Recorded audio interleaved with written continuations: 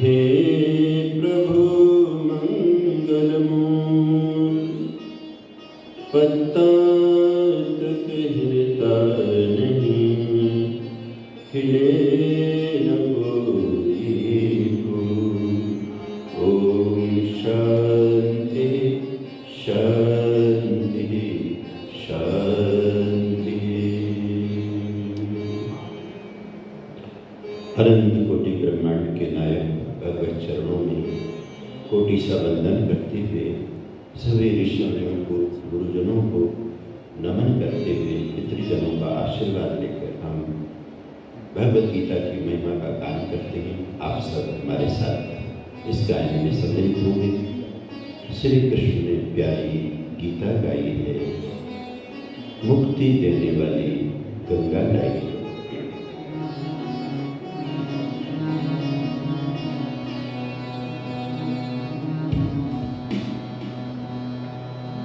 श्री कृष्ण ने प्यारी गीता गाई है,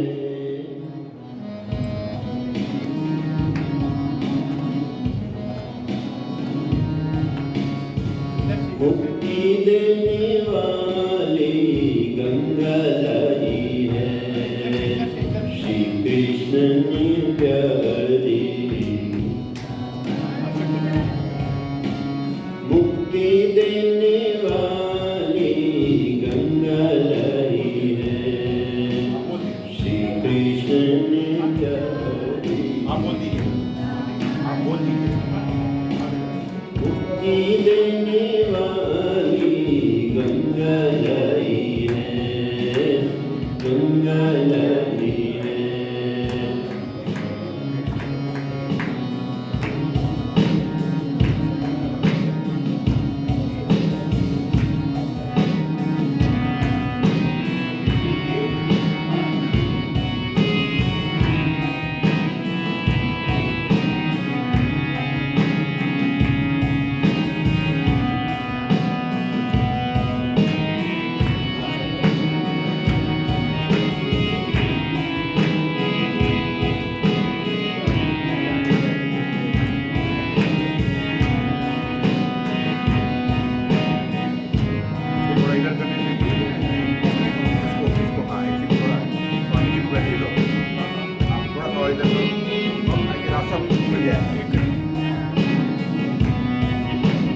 चारों वेदों में ज्ञान समाया है, चारों वेदों में ज्ञान समाया है।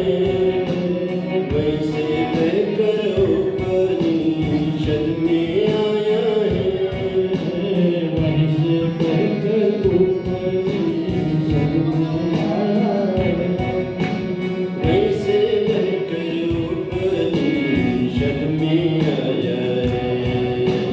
जब अर्जुन के मन में उदासी छाई है, जब अर्जुन के मन में उदासी छाई है, मुक्ति देने वाली गंगा लाई है, मुक्ति देने वाली गंगा लाई है। श्री कृष्ण ने प्यारी गीता गाई है, कृष्ण ने प्यारी गीता गाई है। गंगा लाई है।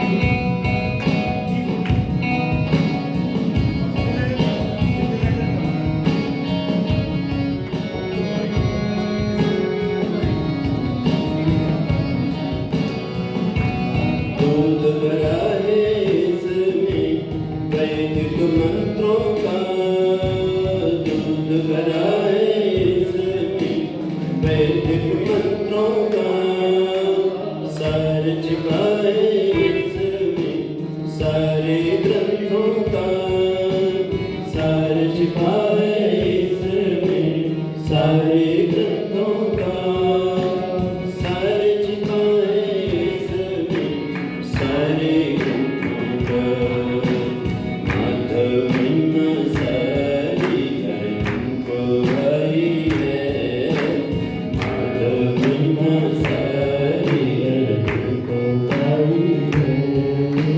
मुक्ति देने वाली गंगा लाई है, मुक्ति देने वाली गंगा लाई है। श्री कृष्ण ने प्यारी गीता गाई है, मुक्ति देने वाली गंगा लाई है, गंगा लाई है, गंगा लाई है, गंगा लाई है। बोले नंदनंदन योगेश्वर श्री कृष्ण भगवान की जय। वह प्राणी सचमुच भाग्यशाली है जिसे जीवन काल में ऐसे अमृत वचनों में रुचि पैदा होती है, श्रद्धा पैदा होती है। आप सभी मंदिर में समुपस्थित भक्तजनों का व्यासगद्दी से अभिनंदन है। और आज बहुत अच्छा लग रहा था जब मैं बाहर मंदिर के द्वार पे पहुंचा ही था कि हमारे विनय भूषण जी सिन्हा जी भगवत गीता लेकर के प्रवेश कर रहे थे मंदिर में। एक बार इनके लिए ताली बजाइए। गीता का वो सुंदर एडिशन छोटा सा जिसमें हिंदी भी पास में होती है, वो यहाँ आज उपलब्ध है। तो ये ग्रंथ वितरित कर दिया जाए, सबको दे दिया जाए। आप जरूर मेरे साथ इन पावन ग्रंथों का सबसे पहले नमन कीजिए ग्रंथ को भगवान कृष्ण के चरणों में कि प्रभु आपकी वाणी हम पढ़ने जा रहे हैं। और आज पृष्ठ संख्या 244 में, यानी कि हमारा जो श्लोक है वो 8वां है, इसलिए 245 मेरे पास में जो एडिशन है उसमें 45 है। मुझे लगता है कि मेरा वाला आपका वाला सेम ही है, इसलिए जब मैं यहाँ से पृष्ठ बोलूँगा तो कोई अंतर नहीं आएगा। वही पृष्ठ आप ले लीजिए 245वां, और हमारे साथ श्रद्धा से इन अमृत वचनों का गायन कीजिए। आइए, आपके पास में ग्रंथ है, आइए। श्री अथ श्रीमद् भगवत गीता। आप सबको मिल गया, आपने नमन कर लिया, भगवान कृष्ण के चरणों में वाणी को ले लिया हाथ में और पृष्ठ खोल लिया 245। आपकी माधुरी आवाज के सामने सबकी वाणी मिलेगी तभी हमारी वाणी का आनंद भी बढ़ेगा ना। आप मेरा साथ देंगे, बहुत अच्छा है।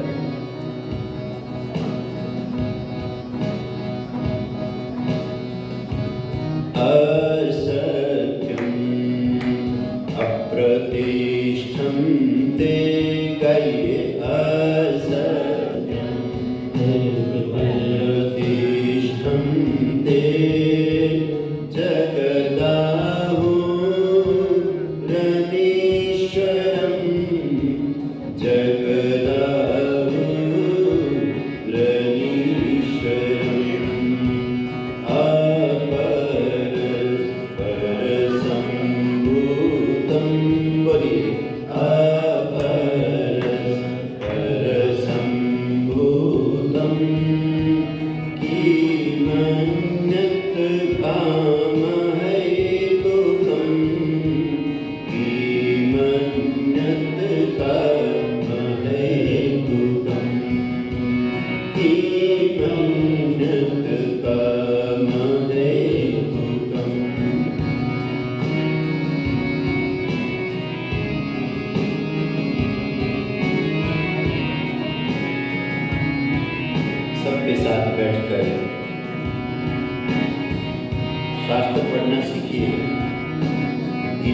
सीखिए।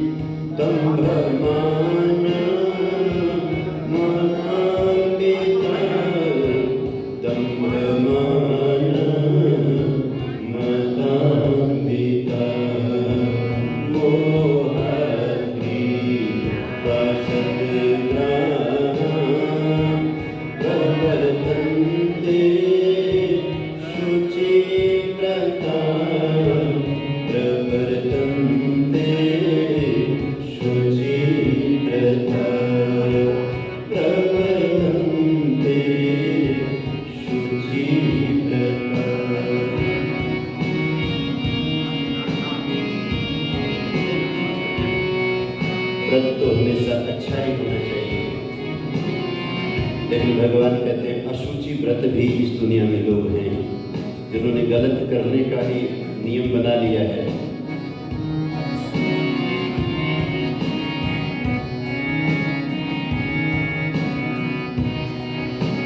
चिंता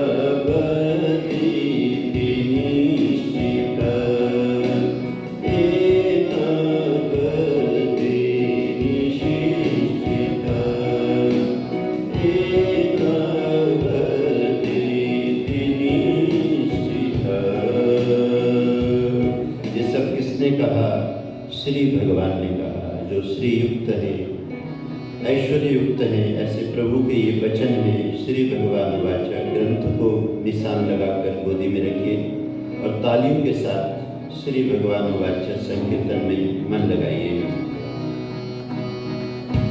श्री भगवान वाचा, श्री भगवान वाचा, श्री भगवान वाचा, श्री भगवान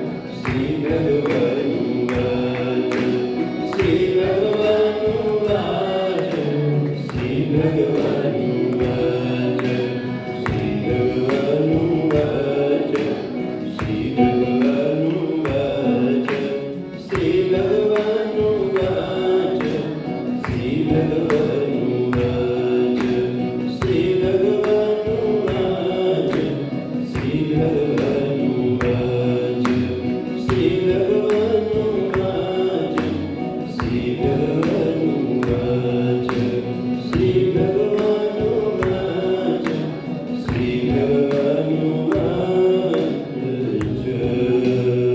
बोलिए सच्चिदानंद भगवान की जय।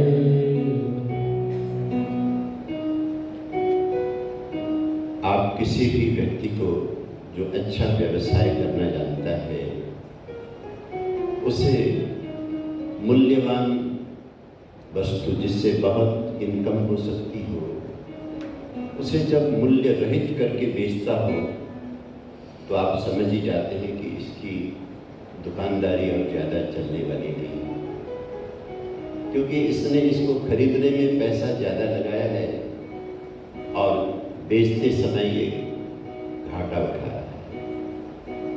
तो घाटे का तो एक छोटा सा कारोबार भी ज़्यादा दिन नहीं चलता।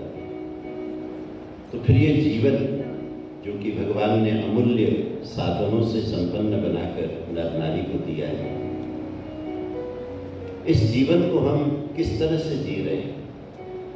क्या इसे हम कहीं घाटे में तो नहीं चला रहे? क्या हम इसके फायदे में काम कर रहे हैं या इसके घाटे में काम? भगवान श्री कृष्ण जी के पास में जब ये प्रश्न लेकर के आप जाते हैं और उनकी भगवत गीता में वाणी को पढ़ते हैं, पता चलता है कि मनुष्य जिस जीवन का बहुत सुंदर मूल्य हो सकता है उसी जीवन को बहुत मूल्य रहित बना रहा है। मानो अपने जीवन का बहुत बड़ा घाटे का सौदा वो कर रहा है।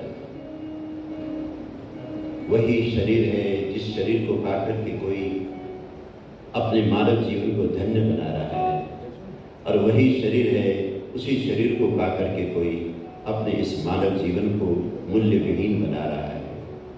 तो कहते हैं, एक संत ने कहा कि मनुष्य का जन्म तो सहज में ही होता है।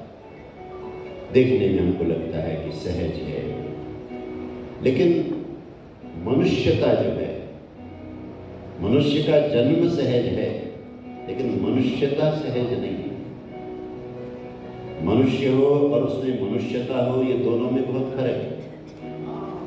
तो संत कहते हैं कि देखिए, मनुष्य का शरीर होना बिल्कुल अलग बात है, लेकिन उस शरीर में मनुष्यता है या नहीं, ये बहुत अलग बात है। और उसमें भी परोपकारी होना ये बिल्कुल ही और भी आगे की बात है। एक है साधारण मनुष्य होना, दूसरा है मनुष्य में मनुष्यता का होना, तीसरा है संत कहते हैं उसमें परोपकार का होना। हमारे शास्त्रों में श्लोक हैं बहुत अच्छे, कहते हैं परोपकाराय दुहन्ति गावः परोपकाराय फलन्ति वृक्षा परोपकाराय वहन्ति नद्य परोपकाराय इदं शरीरम्। कहते हैं गौएं परोपकार के लिए बहुत कम मूल्य के घास पत्ती खाकर बहुत मूल्यवान दूध देती हैं, परोपकार के लिए। नदियां अमृत जैसा जल लेकर पहाड़ों से चलकर मैदान की तरफ दौड़ती हैं, परोपकार के लिए दौड़ती हैं। और परोपकार के लिए ही ये वृक्ष अमूल्य फल फूल देते हैं। वनस्पतियों से हमें हमारा जो भोजन प्राप्त होता है वो परोपकार ही वो वनस्पति कर रही है। तो फिर मनुष्य का चोला तो परोपकाराय इदं शरीरम, ये शरीर तो है ही परोपकार के लिए। लेकिन दुर्भाग्य है कि जब माया का नशा चढ़ता है तो व्यक्ति अपनी मनुष्य परोपकार तो छोड़िए, अपनी मनुष्यता से भी नीचे गिर जाता है। महाभारत में यही हुआ। कुछ समय के लिए गद्दी मिली थी धृतराष्ट्र को, क्योंकि पिता नयन विहीन थे, इसलिए पुत्र ने सब काम करने थे और ज्येष्ठ पुत्र तो दुर्योधन था। और दुर्योधन को ये जो अवसर मिला इतने बड़े साम्राज्य को देखने का, इसकी सेवा करने का, इस अवसर का उसने उत्तम प्रयोग करने की बजाय अधम प्रयोग किया। जितना जितना वो देश में घूमता था, एक राजा के लिए जो प्रतिष्ठा होती है, सम्मान है, आदर है, और उस राजा के कर्तव्य के साथ जुड़ी हुई जो बातें हैं, उनमें अपने कर्तव्य को देखने की बजाय उसे सम्मान ज्यादा दिखाई देगा। भाई राजा बनके तो बड़ा मान मिलता है, इसलिए इस हस्तिनापुर की गद्दी पर मुझे ही काबिज होना है, मुझे ही राजा बनना है। और पिता तो मेरे असक्त है।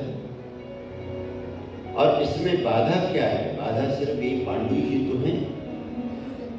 इनको अगर मैं किसी तरह रास्ते से हटा देता हूं तो दुनिया की कोई शक्ति मुझे राजा बनने से नहीं रोक सकती। तो उसका परिणाम ये हुआ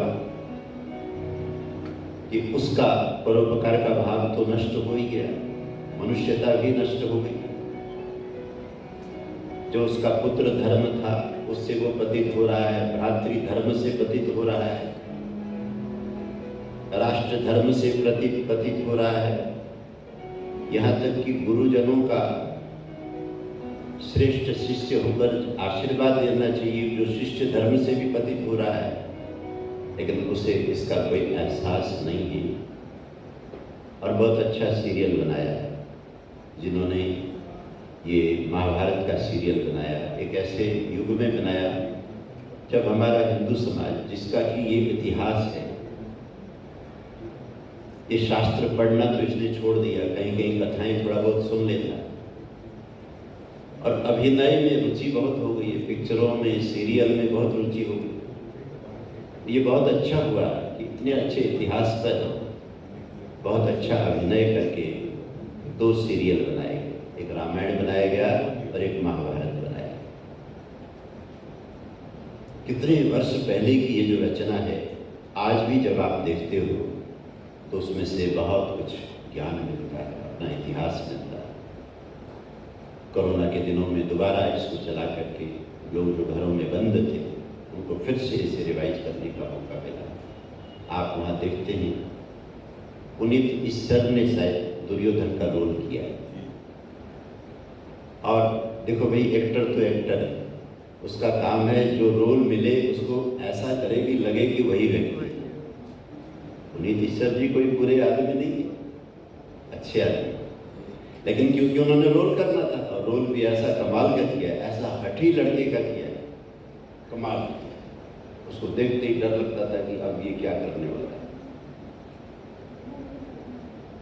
तो महाभारत में हम देखते हैं कि किस तरह से एक अवसर जो मिला कि इस जीवन को बहुत मूल्यवान बनाया जाए, उसे घाटे का सौदा बनाकर दुर्योधन ने अपने मोही पिता से, और देखिए दुर्योधन के लिए एक और प्लस पॉइंट था, उसकी माता धर्मात्मा थी। गांधारी कैसी थी? दुर्योधन की माता का नाम क्या है? गांधारी। और गांधारी धर्मात्मा थी। वो अपने पति को ये कहती थी कि देखो बेटे को रोको। बच्चों का लालन पालन करना माँ का काम होता है, लेकिन अनुशासन में रखना पिता का काम होता है। तो आप इसको अनुशासन में रखो। तो धृतराष्ट्र अपनी पत्नी से यही कहते थे कि पता नहीं, जैसे ही दुर्योधन मेरे सामने आता है उसे मना करते हुए नहीं बनता, उसे रोकते हुए नहीं बनता। और उसके पीछे कारण क्या है? तो कारण मैंने परसों कथा के शुभारंभ में बताया था, गद्दी का लोभ, राजा बनने की लालच। पांडु के राजा होने से अंदर एक तरह की जलन, कहीं ना कहीं उस व्यक्ति को लगता था कि इस बेटे के माध्यम से मैं, वो जो मेरे खिलाफ अन्याय हुआ है, गद्दी मुझे मिलनी चाहिए थी, उसका मैं कहीं ना कहीं बदला ले सकता। इसलिए वो दुर्योधन को रोकता नहीं। देखिए, बुराइयां आग की तरह होती है। आग जब छोटे रूप में हो ना तो उसे तत्काल आप बुझा सकते हो। कुछ चीजें तो छोटा सा दिया तो हाथ पे हिलाते बुझ जाता है।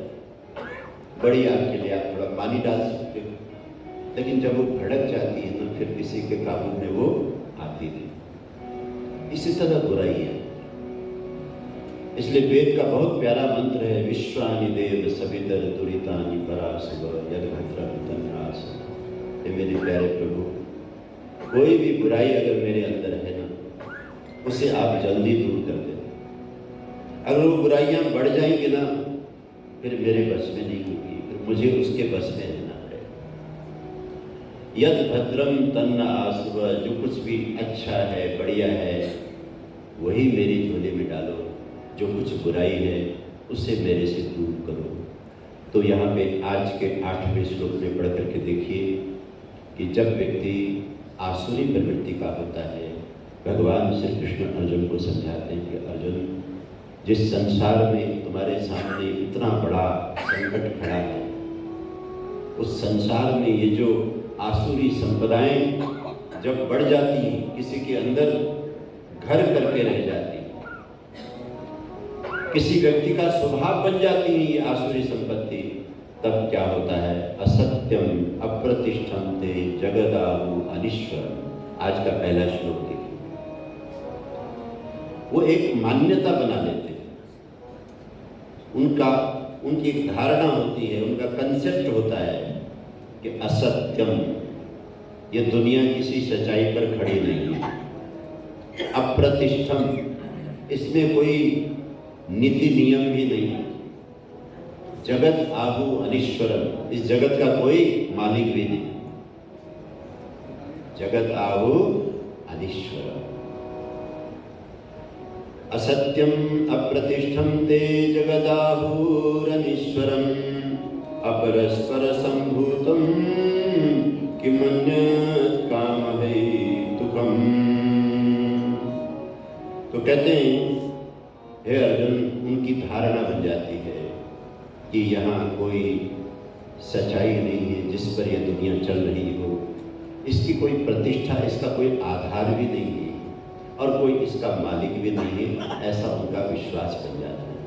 अपरस्पर संभूतम, और इस जगत में कोई एक दूसरे से संबंध का कोई नियम भी काम नहीं कर रहा। और किमन्यत् काम हेतुकम, इस जगत को भोग लो, इसमें मौज करो, मस्ती करो, इसके अलावा इस जगत का कोई मकसद ही नहीं। अंग्रेजी का एक वाक्य सब लोगों को याद है, eat drink and B Mary, है ना? खाओ पियो और मौज करो। ये वाक्य यहीं से बना है। दुनिया में कहीं भी कोई कहावत है, कहीं भी कोई सेइंग है जिसका कोई अगर अच्छा अर्थ है ना, तो उसका मूल आपको वेदों में मिलता है, क्योंकि वेद सब सत्य विद्याओं का पुस्तक है, शास्त्र में मिलता है और वहीं से गीता में, उपनिषदों में मिलता है। क्योंकि लोगों की ये जो धारणा है, गीता में स्पष्ट कर दिया गया कि ऐसी धारणा बन जाती। अगर आपने अपना ध्यान नहीं रखा, गीता पढ़ते हुए जीवन भी तो बनाना है ना। जगत तो हमसे बने न बने, किसी का भला हम करें या न करें, अपना भला तो करें। कहीं ऐसा कंसेप्ट हमारा अगर बन जाएगा तो कितना अहित हम अपना कर लेंगे। इसलिए ऐसा कंसेप्ट कभी मत बनाइए कि सत्य नहीं है, ऐसा ही बनाइए इस जगत में सत्य ही है जो कभी हिलता डुलता नहीं। मैं जब मेडिटेशन कराता हूँ गंगा मैया के तट पर हरिद्वार में, हमारे महामंत्री बैठे हैं और भूषण जी यही मंच संचालन भी करते हैं, सबको बुलाते हैं, आओ क्लास का समय हो गया, ध्यान का समय हो गया, संकीर्तन का समय हो गया, तो संगत आती है, ध्यान में बैठती है। मैं कहता हूँ कि दुनिया में दो चीजें हैं और इसको पुराण में बहुत सुंदर बातें लिखी। कहते हैं ना, एक बार शिव जी को बड़ा गुस्सा आया, प्रजापति के यज्ञ में जब उनका अनादर हुआ, सती हो गई, तो कहते हैं अपने 2 बाल उठा करके उन्होंने पटक दिए और उसमें से 2 शक्तियां खड़ी हो गई। पुराण की कथाएं किसी तथ्य के साथ अगर समझें, उस तथ्य को समझिए। तो मैंने कहा कि देखो दो शक्तियां, एक का नाम है सत्य और एक का नाम है ऋत। क्या है? एक है सत्य और एक है ऋत। सत्य वो है जो कभी हिलता डुलता नहीं है, जबकि सबको संभालता है, सबको आधार देता है। और ऋत जो है नियम से वो चलता रहता है, उसको कोई रोक नहीं सकता। और इसका सबसे अच्छा उदाहरण है गांव की चक्की। माता बहनों, चक्की देखिए, अब तो आपको पिसा पिसाया शक्ति भोग वाला आटा मिलता है। आपके नारायण विहार में विनय महेंद्र जी शक्ति भोग वाले भी यही रहते हैं क्या? शक्ति भोग आटा वाले।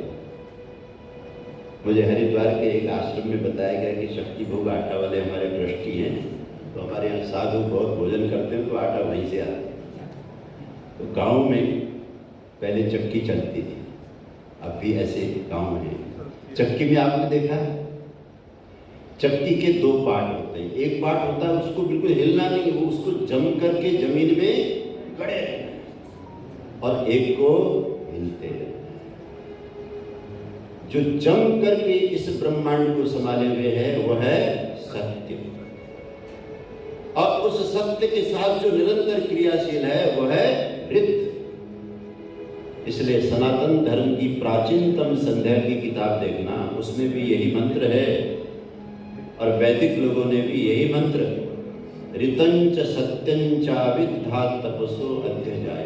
दो ही शक्तियां हैं इस पूरे जगत को पकड़े हुए हैं, जगत की चाबी को चलाए।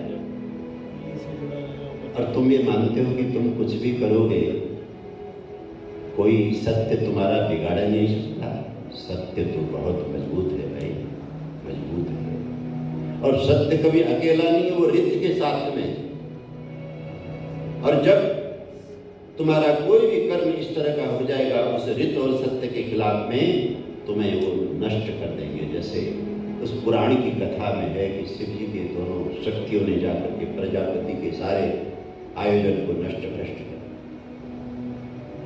दुनिया में जिन लोगों ने अपने झूठ के महल खड़े किए, झूठ का साम्राज्य खड़ा किया, उन्होंने इसी आधार पर खड़ा किया कि कोई देखने वाला नहीं, कोई ईश्वर नहीं है, कोई सत्य नहीं है। इवन देन अगर आप प्रहलाद जी महाराज की कथा सुने, प्रहलाद का पिता, देखो कितना पुरानी बात, हिरण्यकशिपु, वो अपने आप को कहता था कि कोई भगवान है नहीं, मुझे मानो। वेद पढ़ना बंद करो, मेरी जीवनी पढ़ो। देवताओं की पूजा बंद करो, मुझे भेंट चढ़ाओ, मेरे अलावा दुनिया में कोई नहीं। ये कथा है पुराण की कथा। ये कथा इसलिए है कि इस दुनिया में ऐसे लोग होते हैं, आज भी हैं। असत्यम अप्रतिष्ठम ते जगदाहुरनीश्वरम। इस 8वें श्लोक को ध्यान से पढ़िए और देखिए, लोगों को पहचानिए और अपने आप को बचाइए कि हमें असुर नहीं बनना है, हमें तो भगवान का भक्त बनना है। और कैसा भक्त बनना है? कभी भी प्रभु को न भुलाने वाला। कैसा बनना है? कभी भी, क्योंकि प्रभु ही सबसे बड़ा सत्य है। हम तो झूठे हैं, हम आज हैं कल नहीं है। भगवान तो कल भी थे, आज भी हैं, कल भी रहेंगे। इस दुनिया में परम सत्य तो परमात्मा है। इसलिए हमारा कितना सुंदर पुकार है, बोलिए सच्चिदानंद भगवान की। तो कभी भी ये धारणा नहीं होना चाहिए कि सत्य नहीं है, कोई प्रतिष्ठा नहीं है, कोई जगदीश्वर नहीं है। और अपरस्पर संभूतम, दुनिया में हर चीज एक दूसरे से जुड़ी हुई है और नियमबद्ध है।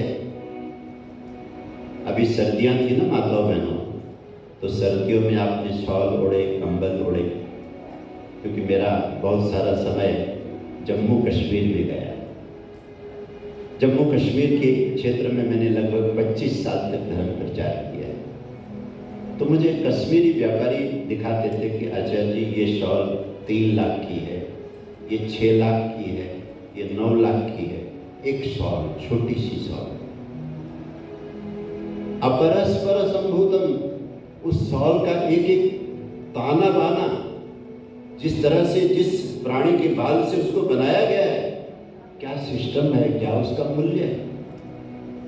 दुनिया में हर चीज की एक व्यवस्था है, इसलिए किसी भी चीज को मूल्य विहीन मत मानो और सदा उस प्रभु को ये मानो कि प्रभु ही सत्य हैं और उनकी सृष्टि में भी उनकी वजह से बहुत सारे नियम एक दूसरे से जुड़े हुए हैं। अगर मैं यहाँ बैठा हुआ किसी के बारे में भी कुछ सोचता, बोलना तो दूर की बात है, मेरा सोचा हुआ भी इस ब्रह्मांड में असर करता है।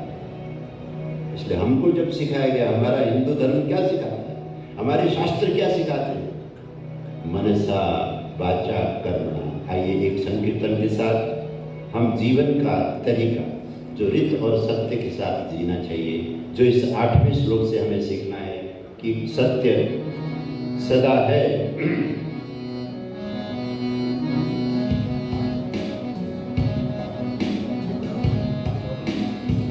बहुत से लोग इसलिए भी नास्तिक बनते हैं कि जीवन में घाटे हो गए, जीवन में सोचा हुआ नहीं हुआ, जीवन में लोगों ने हमें धोखे दिए, हमने इतना दान पुण्य किया, कुछ फल तो मिला नहीं, हम क्यों माने भगवान को, क्यों धर्म को माने। नहीं, ऐसा नहीं। हिम्मत न हारिए, प्रभु न बिसारिए, हंसते मुस्कुराते हुए जिंदगी गुजारिए। हिम्मत न हारिए, प्रभु न बिसारिए, हंसते मुस्कुराते हुए जिंदगी गुजारिए। हम कन्हैया के भक्त हैं और कृष्ण तो उदास होना सिखाते ही नहीं, वो तो सदा मुस्कुराते हैं। कितने कष्ट आए, नास्तिक नहीं बनना, ये सोचना कि भगवान हमारे साथ हैं।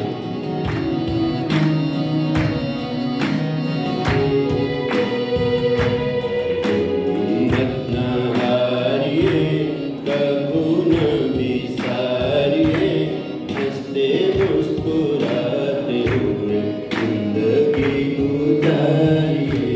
ओ बोलिए, हिम्मत न हारिए, प्रभु न बिसारिए, हंसते मुस्कुराते हुए जिंदगी गुजारिए।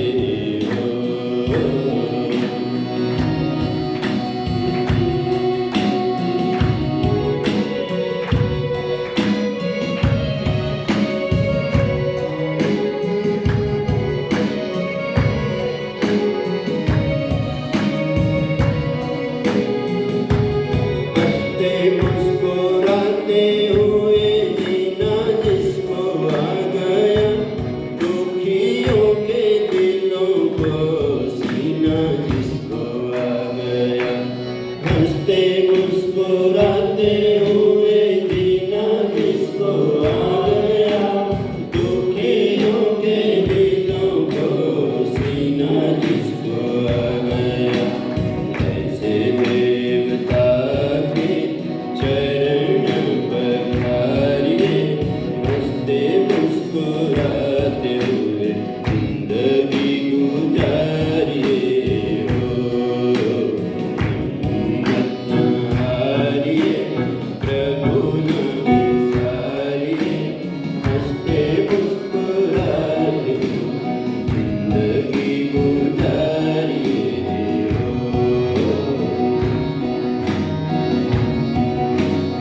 ईट ड्रिंक भी मेरी नहीं, धर्म करते हुए, पुण्य करते हुए आनंदित रहना, ये भगवान से सीखिए, देवताओं से सीखिए।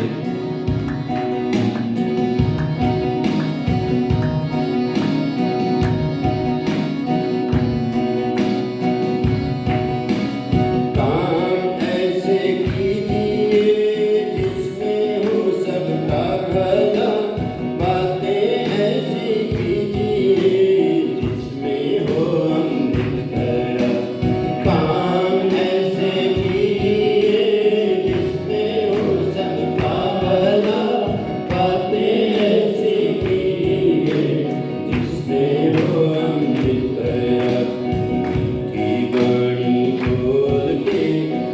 प्रेम से पुकारिए, कड़वे बोल बोल के न जिंदगी बिगाड़िए हो। हिम्मत न हारिए, प्रभु न बिसारिए, हंसते मुस्कुराते हुए जिंदगी गुजारिए हो। तालियां।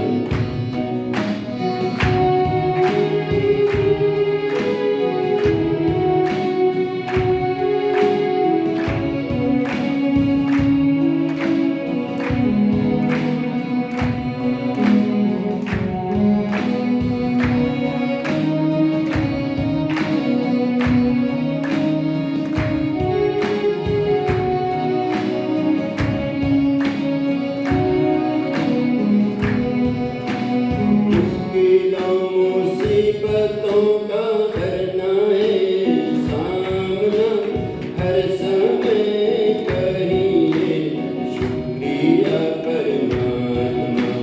मुश्किलों मुसीबतों का करना है सामना, हर समय करिए शुक्रिया परमात्मा। शिकवे करके न जिंदगी बिगाड़िए, जैसे प्रभु राखे वैसे जिंदगी गुजारिए हो। हिम्मत न हारिए, प्रभु न बिसारिए। तालियां जरा हिम्मत से बजाइए। हुए जिंदगी गुजारिए हो। हिम्मत न हारिए, प्रभु न बिसारिए, हंसते मुस्कुराते हुए जिंदगी भरिए हो। अच्छे कार्य करते हुए दुख अगर पा रहे, पिछले पाप कर्मों का भोग भुगता रहे। अच्छे कार्य करते हुए दुख अगर पा रहे, पिछले पाप कर्मों का भोग भुगता रहे। आगे मत उठाइए, पिछले बोझ उतारिए, गलतियों से बचते हुए जिंदगी गुजारिए हो। हिम्मत न हारिए, प्रभु न बिसारिए, हंसते मुस्कुराते हुए जिंदगी गुजारिए हो। हंसते मुस्कुराते हुए जिंदगी गुजारिए हो। बोलिए सच्चिदानंद भगवान की जय। एक पल भी भगवान को भुलाना नहीं, उस सत्य को कभी अपने से दूर मत करना। सब कुछ सत्य पर है। असत्यम अप्रतिष्ठन्ते जगदाहुरनीश्वरम। ये जो भाव है ये इंसान को पतित करता है। आजकल बड़ा दुख होता है, अच्छे अच्छे धर्मात्म घर के बच्चे क्योंकि संस्कार न होने के कारण, शिक्षा के साथ नैतिकता नहीं है, बड़े बड़े होटलों में, बड़े बड़े पार्टियों में बहुत गंदी गंदी हरकतों के साथ। अगर कोई लड़का कहता है कि भाई यार मैं ये चीज़ नहीं खाऊंगा, मुझे पाप लगेगा, क्योंकि उसने माँ बाप से सुना था, तो सामने वाला कहता है टिश्यू पेपर रखा तो है, पाप लगेगा तो पोंछ देना, आज तो तुझे पीना ही पड़ेगा, आज तो तुझे खाना ही पड़ेगा। ये ट्रेंड बन गया है जीवन को बर्बाद करने। क्या टिश्यू पेपर से पाप पूछा जाएगा? असत्यम अप्रतिष्ठन्ते जगदाहुरनीश्वरम अपरस्पर संभूतम किमन्यत् काम हेतु। एताम दृष्टिम अवश्रभ्य, अगला श्लोक देखिए, 9वां श्लोक देखिए। एताम दृष्टिम अवश्रभ्य नष्टात्मानोल्पबुद्धय। कुछ लोगों की ऐसी दृष्टि हो जाती है, इस तरह की विचारधारा हो जाती है, तो वो क्या करते हैं कि नष्टात्मान, जो आत्मा का एक स्वभाव होता है, करुणा, दया, प्रेम, उस स्वभाव को वो नष्ट कर देते हैं। और अल्प बुद्धया, उनकी वो जो बुद्धि है जो व्यापकता से चीजों को सोचने वाली है वो भी अल्प हो जाती है।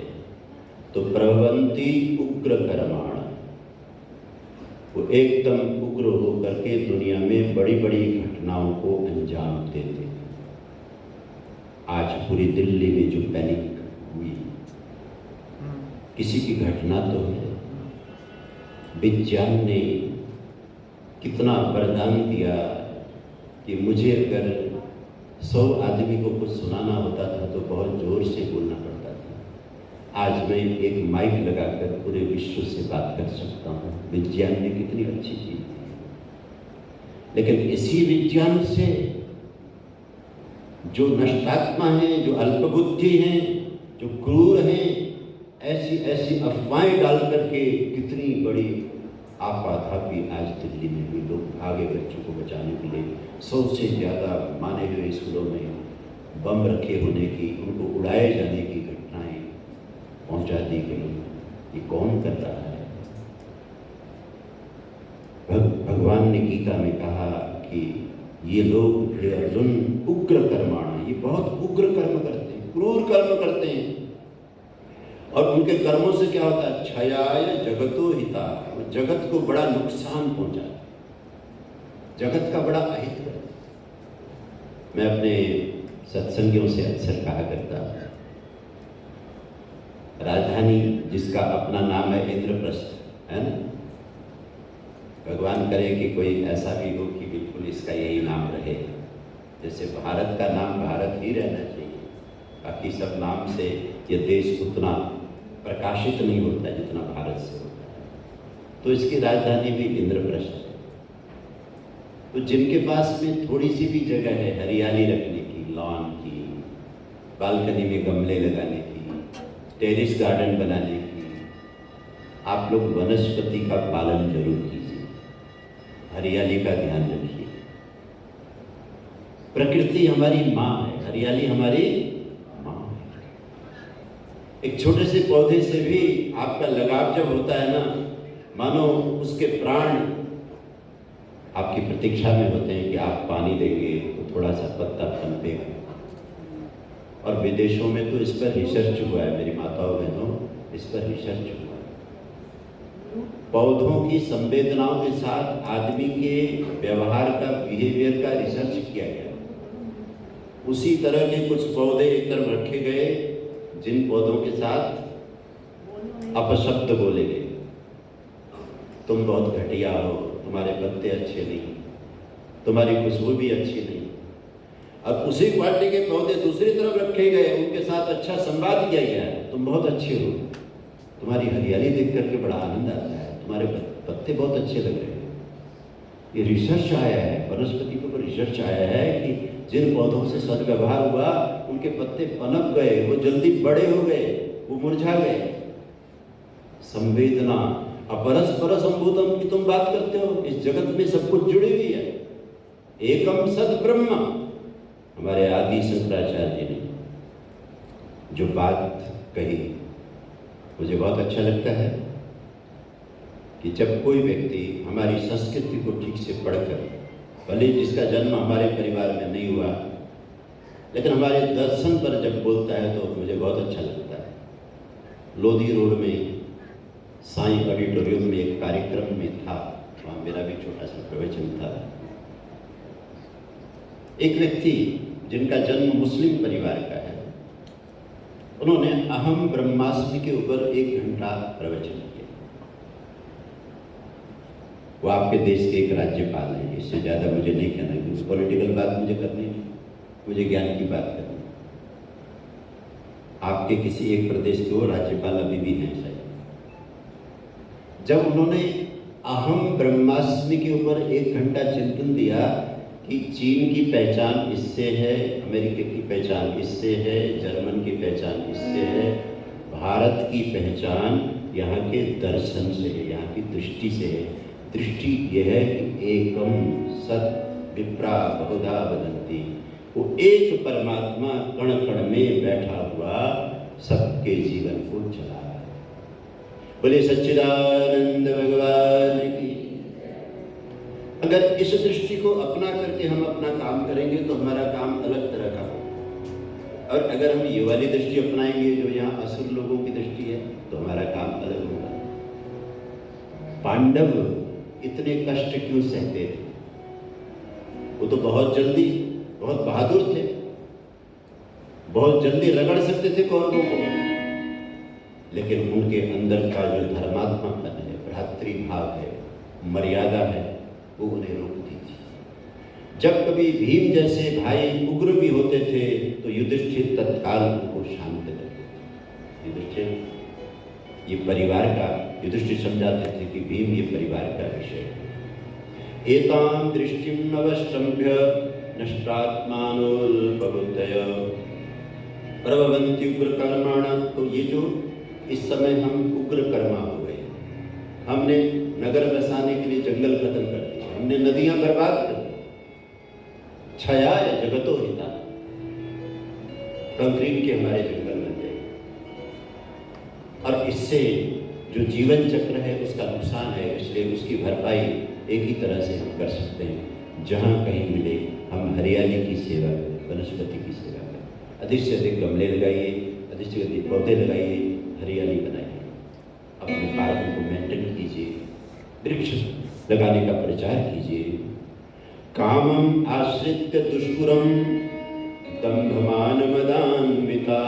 10वें श्लोक में कहा कि ऐसे जो लोग होते हैं, आपको पता है नॉर्थ कोरिया जब एक मिसाइल टेस्ट करता है, कितनी पहाड़ी, कितना जंगल, कैसे सेकंडों में ध्वस्त हो।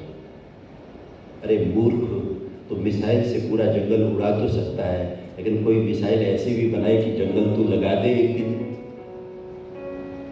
नहीं लगा सकता। ये जितने भी काम है ये जगत का क्षय करने वाले काम है, जगत बनाने वाले काम है। क्षयाय जगतो हिता कामम आश्रित्य दुष्पुरम दंभमान मदान्विता। मेरे प्यारे अर्जुन, इन लोगों में सेक्सुअल डिजायर भी बहुत अधिक होता है, और वो सेक्सुअल डिजायर ऐसा होता है कि वो दुष्पूर्ण होता है। ये कितना भी भोग करें इनका मन कभी भरता नहीं, क्योंकि इनके अंदर कोई मर्यादा नहीं है। दंभ बहुत होता है और मद बहुत होता है। मोहात् गृहीत्वा असद्ग्राहा। कोई अगर इनको समझाए कि आपका ये तरीका ठीक नहीं, आप इसमें गलत हैं, ये उनको सुनना पसंद नहीं, ये उनको सुनना पसंद नहीं। मुझे एक व्यक्ति ने यही दिल्ली में बताया, एक व्यक्ति अपने ड्राइवर के साथ जा रहे थे, एक गाड़ी ने बहुत गलत तरीके से उनको ओवरटेक किया, क्योंकि वो सही जगह पे रेड लाइट पे खड़े थे। तो उनको लगा कि इस आदमी को समझाना चाहिए कि यह तरीका ठीक नहीं। तो आगे जाके उस गाड़ी के पास अपनी गाड़ी खड़ी करके कहा कि भाई साहब ये तो तरीका ठीक नहीं हुआ। कहता अच्छा तू मुझे समझाता है? मुझे उन्होंने बताया कि आचार्य जी मुझे अपनी जान बचानी मुश्किल हो गई उस आदमी से, इसी दिल्ली की सड़क की घटना है। इस भयानक सड़क में जहां एक तरह से मौत को लेकर के इंजन हमारे दौड़ रहे हैं, थोड़ी सी भी एक गलती किसी की जान जा सकती है। तो अगर किसी ने तुम्हें संकेत किया कि भाई साहब आपका ओवरटेकिंग ठीक नहीं था, थोड़ा सुन तो लेते, लेकिन उनको सुनना नहीं है, क्योंकि यहाँ आया है कि असत ग्राहन। वो कहते हैं कि हम जैसे भी हैं ठीक हैं, आपने हमको बोला क्यों, अब हम आपको छोड़ेंगे। तो पता चला कि वो किसी पुलिस विभाग का भी संपर्क उससे है। वो बहुत डर रहे थे। मैंने उनको समझाया कि कोई नहीं, भगवान कृपा करेंगे, किसी तरह से कोई अनहोनी नहीं होगी। कई दिन तक वो सह में रहे कि मैंने आखिर उस दुष्ट को ऐसा समझाया क्यों, समझाना मुझे उल्टा पड़ गया। दिखने में सुंदर है, मानो स्वर्ग जैसे विमानों में, कारों में दौड़ रहे हैं, सुंदर वस्त्र पहने हुए, करोड़ों में खेलते हैं, लेकिन अंदर राक्षस बैठा हुआ है, असद्ग्राहन। मुझे इसने रोका क्यों, मुझे इसने टोका क्यों? अरे भैया आप अगर गलत हो तो दो बात सुन लो, तो सुनने में क्या है? क्योंकि आपके अंदर आसुरी भावना है, इसलिए आप सुन नहीं सकते। मोहात् गृहीत्वा असद्ग्राहन प्रवर्तन्ते अशुचि व्रताः, ऐसे लोग अशुचि व्रत वाले होते हैं। मानो उन्होंने गलत करने का नियम बना लिया होता है। अगर तुम सही करते हो ये तुम्हारी कमजोरी है, हम तो गलत से भी बहुत मजे से जी रहे हैं, ये उनका डेफिनेशन होता है। हमारा तो कुछ बिगड़ा नहीं, हमें तो कुछ हुआ नहीं, हमें तो किसी ने टोका नहीं, हम तो ऐसे ही करेंगे। ये उन लोगों की भाषा होती है, बहुत गलत भाषा है। चिंताम अपरिमेयाम च प्रलयांताम उपाश्रिताः कामोपभोग परमा एतावत् निश्चिताः। क्या आपको इन लोगों को देखकर कहीं एक वहम तो नहीं हो जाता है कि आप धार्मिक हैं तो बहुत घाटे का जीवन जी रहे हैं, इन्होंने धर्म की धज्जियां उड़ा रखी हैं, इन्होंने सब तरह के नियम तोड़ दिए तो ये बहुत मजे ले रहे हैं दुनिया में? नहीं, भगवान ने इस श्लोक में कहा, 11वें श्लोक में, अर्जुन उनके अंदर बहुत चिंताएं होती हैं और अपरिमेयाम चिंता, उनकी चिंता अपरिमेय होती है क्योंकि उनके अंदर लालच बहुत है। उनकी चाहत इतनी भयानक है कि वो आग उनको अंदर से जला रही होती है। और प्रलयांता माने कि शरीर के अंत तक उसी अपनी इच्छाओं की आग में वो जलते हैं। कामोपभोग परमा एतावत् निश्चिता, काम भोग ही, विषय वासना का सेवन ही सब कुछ जीवन का लक्ष्य है, ऐसा वो सोच करके जीवन को जीते। कहते हैं एक राजा ने अपना जन्मदिन मनाया। जन्मदिन आप लोग भी मनाते हैं, जन्मदिन मनाना चाहिए क्योंकि आखिर वो दिन कितना बड़ा दिन है जब आप मानव शरीर में इस दुनिया में आए। भगवान का धन्यवाद करने का दिन है। और हम तो कहा करते हैं मोमबत्ती बुझा के नहीं, दीपक जला के, गंदी चीजें खा पी करके नहीं, अच्छे अच्छे प्रसाद खान पान पाठ करके, कीर्तन भजन करते हुए, अच्छे गाने गाकर जन्मदिन मनाइए, सेलिब्रेट कीजिए। ये जो जलते हुए दिए को फूंक मार करके हैप्पी बर्थडे करना है, ये हमारी संस्कृति नहीं। हमारी संस्कृति तो दीप जलाने की संस्कृति। तो राजा का जन्मदिन था। राजा ने रानी से एक बात कही कि रानी, इस बार फिर जन्मदिन आया है, पूरा देश मुझे बधाई देगा, लेकिन मैंने सुना है इस इलाके में एक बहुत बड़े तपस्वी कभी कभी भिक्षा लेने आते। क्या ही अच्छा हो कि इस बार के जन्मदिन के दिन वो योगी हमारे यहाँ आए और हमें आशीर्वाद दे। तो रानी ने कहा, सुना तो मैंने भी है, लेकिन वो अमीरों से दूर रहते, धनियों से दूर रहते हैं, तो ये तो राजमहल है, यहाँ कैसे आएंगे? बहुत बार ये देखा गया है कि जिनको बहुत गहरी तपस्या करनी होती है उनको अपने अन्न जल पर बहुत ध्यान देना होता है। अगर किसी की गलत कमाई खा ली गई ना तो ध्यान भजन में फर्क पड़ता है। तो योगी तो बहुत बड़े हैं, प्रतिदिन मैंने सुना है कि वो बहुत बड़े हैं। और वो लोग जो झोपड़ी वाले, कभी कभी मैं सोचती थी कि हमसे तो वो झोपड़ी वाले भाग्यशाली हैं जिनके द्वार से वो भिक्षा लेके जाते हैं। अब हम तो राजा हैं, हमारे यहाँ तो कभी वो आएंगे नहीं। तो राजा कहते हैं कि नहीं, इस बार मुझे पता लगा है कि कल फलाने मोहल्ले में वो आएंगे और मेरा जन्मदिन परसों पड़ रहा है, हम दोनों जाएंगे, उनसे प्रार्थना करेंगे कि आप हम पर कृपा जरूर कीजिए, हम भी देश की सेवा करते हैं। तो देखो ध्यान रखना, जो सच्चा देश की सेवा करने वाला राजा होता है उसका ध्यान रखना भी ऋषि मुनियों का काम है। तो हम भी देश की सेवा में, हम भी आपके आशीर्वाद के पात्र हैं। धन दौलत तो राष्ट्र के लिए, समाज की सेवा के लिए रखना पड़ता है। तो रानी को भी अच्छा लगा और दोनों गए, निवेदन किया। तो कहते हैं महात्मा जी ने एक बात कही, कहने लगे देखो मेरा नियम ये है कि जब मैं अपने वन से निकलता हूँ, अपने कुटिया से निकलता हूँ, तो अपना भिक्षा पात्र लेकर के निकलता हूँ। कोई कितना भी स्वादिष्ट व्यंजन क्यों ना बनाया हुआ हो, किसी ने भी बनाया, मैं किसी के घर में बैठ करके भिक्षा ग्रहण नहीं करता। तो मैं आपके यहाँ भी अंदर बैठ करके भिक्षा तो लूंगा नहीं। भिक्षा मैं दरवाजे में खड़े होकर लूंगा। आपका जन्मदिन है, मैं भिक्षा लेके आशीर्वाद दूंगा, लेकिन भिक्षा वो नहीं होगी जो आप देना चाहेंगे, भिक्षा वो होगी जो मैं मांगूंगा। तो थोड़ा तो राजा को लगा, पता नहीं राजा ये महात्मा क्या कहने जा रहे हैं।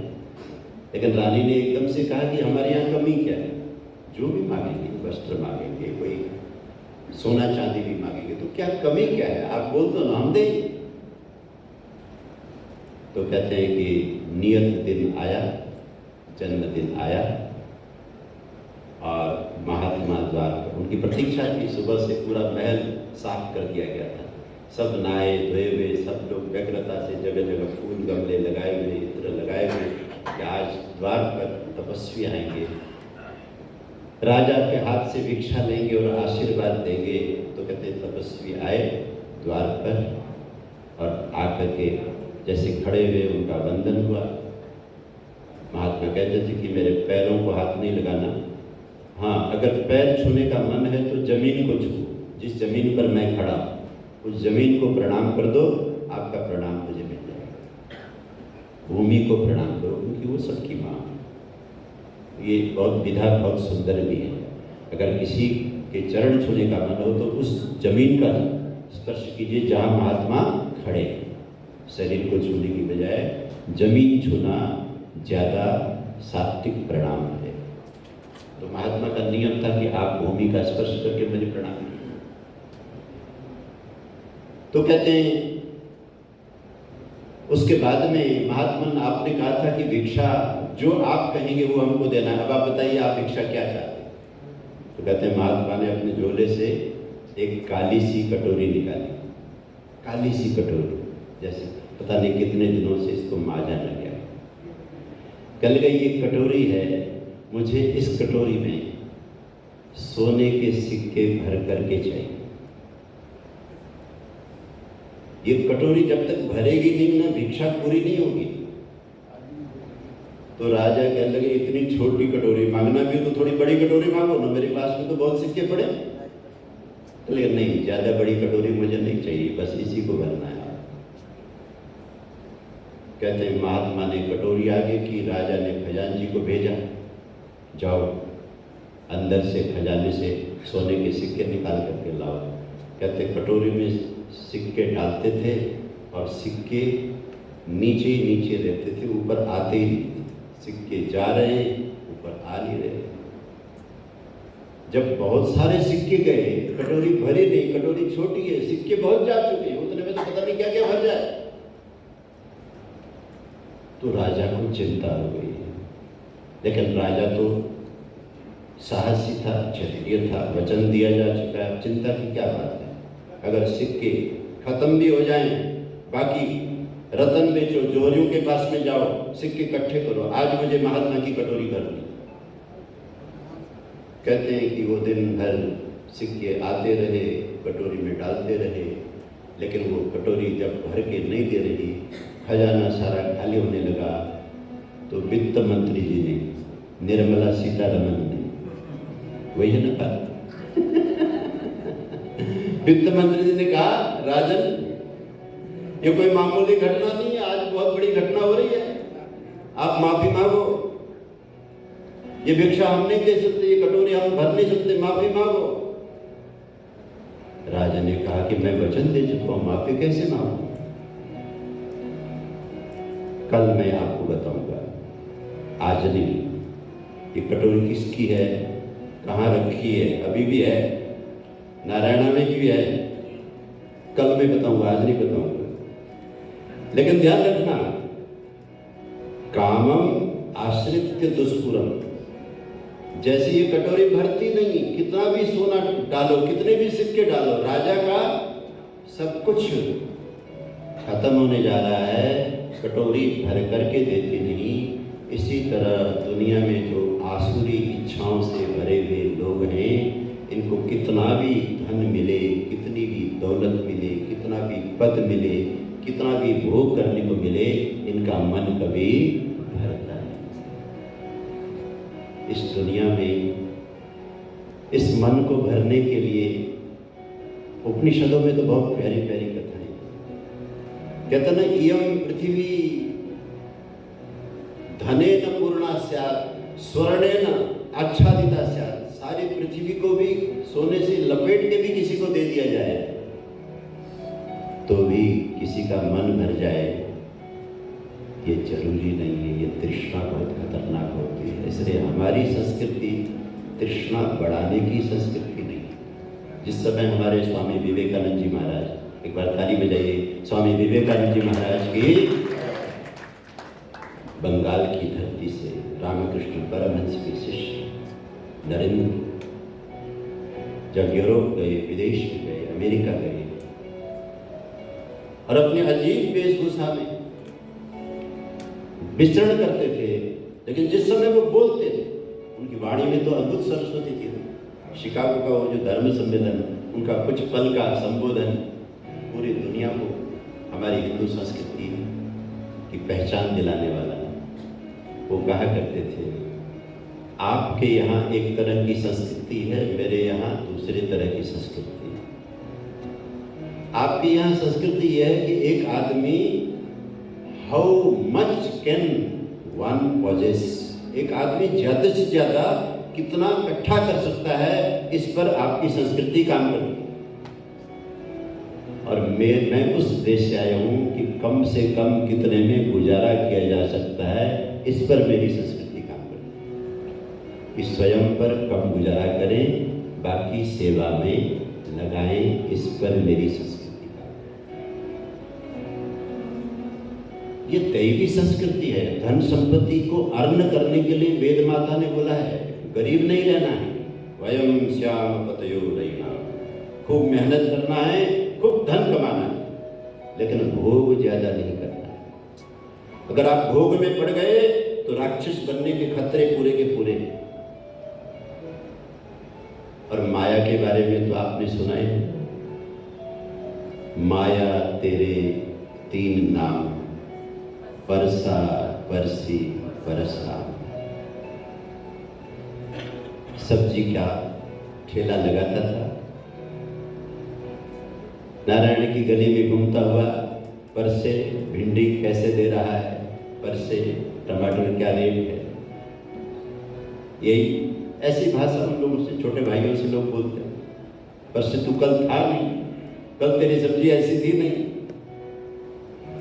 मेहनत से काम की, भगवान का भजन भी किया और कमाई में से दान किया। ध्यान रखना, किसी को अगर धन बढ़ाना हो तो जो भी आपने आज कमाया है ना, उसमें से आज ही या महीने में हिसाब करके उसका एक निश्चित हिस्सा धर्म के लिए निकालो, मंदिर के लिए, गाय के लिए, शास्त्र के लिए, वेद के लिए, कथा के लिए निकालो।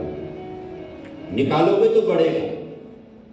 जैसे वही पेड़ बढ़ता है जिसकी जड़ें जमीन में होती, वो पेड़ नहीं बढ़ता जिसकी जड़ें नहीं होती। तो उसी का धन बढ़ता है जो अपनी कमाई में से दान निकालता है, और उसका रेशो बहुत अच्छा है। मैक्सिमम 10%। अगर किसी ने 100 रुपये कमाया हो तो अगर बहुत उदार है तो 10% 10 रुपये निकाल सकता है। नहीं गुजारा चलता 9, नहीं चलता 8, मिनिमम 1। मिनिमम 1 रुपया। 100 में से 100 आपने दुनिया से कमाया, भगवान की सृष्टि से कमाया है। तो ये सृष्टि भगवान की, कुछ भी काम किया। अब भगवान की पसंद का काम हो, भगवान का धर्म चले, भगवान की संस्कृति चले, भगवत कार्य हो, उसके लिए आप मिनिमम 1 रुपया तो निकालेंगे, नहीं तो 2 निकालिए, 3, 4, 10, लेकिन एक रेशो जरूर बनाइए। जो अपना बना लेता है ना, मैंने ये देखा है, मैंने तो कई भक्तों से करवाया भी। एक शहर में तो ऐसा हुआ, कल आचार्य जी, इस बार तो हमारी बच्चियों ने भी जेब खर्ची से, ये सोनीपत की घटना, कहते हैं हमारी बच्चियों ने भी जो पिछली बार कथा सुनी थी ना, अपनी जेब खर्ची से अंश निकाला और दोनों गुल्लक भर गए पैसे से, ये आपके आश्रम को दान में देने। तो हमने गुल्लक खोल के बच्चों के पैसे भी हम सोनीपत से ले गए। ये हमारी संस्कृति है। विवेकानंद जी महाराज कहते हैं कि हमें कमाना तो बहुत है, लेकिन स्वयं पर खर्च नहीं। हमें सेवा में लगाना है। तो सब्जी वाले को परसे परसे बोलते थे, लेकिन धार्मिक था, धर्म में भी लगाता था। पैसा बढ़ गया, उसने एक छोटी सी दुकान किराए पर ली, अब और सामान रखने लग गया और बड़ी दुकान हो गई। तो अब लोग कहने लगे अब परसे परसे नहीं, अब कहेंगे परसी की दुकान। किसकी दुकान? परसी की दुकान। अब परसा नहीं, अब थोड़ा पैसे वाला हो गया ना। अब परसा बोलना अच्छा नहीं लगा, परसी भाई की दुकान में जाओ, वहां सामान अच्छा है। आपको पता है अच्छे व्यक्ति की हर जगह जरूरत है, हर जगह हमें देवताओं की जरूरत है। दुकानदार भी हो तो देवता जैसा, ऑफिसर भी हो तो देवता जैसा, दिव्य अच्छे विचार। कहते हैं और दान किया और धर्म किया, उसने बहुत बड़ी दुकान की, बहुत बड़ी पार्टी रखी, शोरूम बनाया। अब इसका नाम क्या पड़ गया? परशुराम बाबूजी। परसा परसी परशुराम, माया तेरे तीन नाम। बोलिए सच्चिदानंद भगवान की। सब माया का खेल है। माया है तो लोग पूछते हैं, अच्छी तरह से नाम भी लेते हैं। माया नहीं तो कोई पूछता नहीं। तो उस राजा को तो कोषाध्यक्ष ने रोका। कल हम सुनेंगे कि वास्तव में ये कटोरी क्या चीज थी, लेकिन आज के श्लोक में ये चीज आप ध्यान से सुनिए कि ये जो कभी न भरने वाली इच्छा है, कभी पूरी न होने वाली दुष्पूर अभिलाषाएं हैं, ये सब क्या है? ये सब के सब आसुरी भाव हैं। और उन आसुरी भावों में व्यक्ति चिंता से मग्न होता है। और धर्मशास्त्र कहता है चिंता ज्यादा मत करो, चिंतन ज्यादा करो। क्या करो? चिंतन ज्यादा। चिंता चिता समाख्याता बिंदु मात्रम विशेषिता। कहते हैं चिंता में और चिता में सिर्फ एक बिंदु का ही फर्क है। सजीवम दहती चिंता, चिता दहती निर्जीवम। चिंता जो है जीवित व्यक्ति को अंदर ही अंदर जलाती रहती है, और चिता जो है मृत व्यक्ति को जलाती है। इतना ही फर्क है, बिंदु मात्र का फर्क। तो इस चिंता से हम बचें कैसे? केवल और केवल उस भगवान के भजन से, दैवी पथ पर चलकर, दैवी श्रवण मनन निधिध्यासन, दैवी कर्मों में मन लगाकर भगवान की उपासना करके हम चिंता से बच सकते हैं। आइए, इसलिए भक्त कहता है कि मेरे प्रभु आपके नाम का जाप, आपकी भक्ति,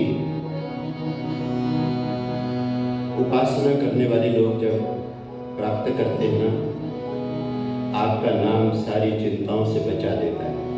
यहाँ भी जो मंदिर में बैठे हैं, गीता सुन रहे हैं, अभी आपका मन सारा गीता में लगा है। घर गृहस्थी की चिंता से आप बचे हो।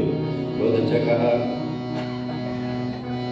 हम तेरे उपासक मान रहे भगवान, हमें सद्बुद्धि दो। हम तेरे उपासक मान रहे भगवान, हमें सद्बुद्धि दो। हे सविता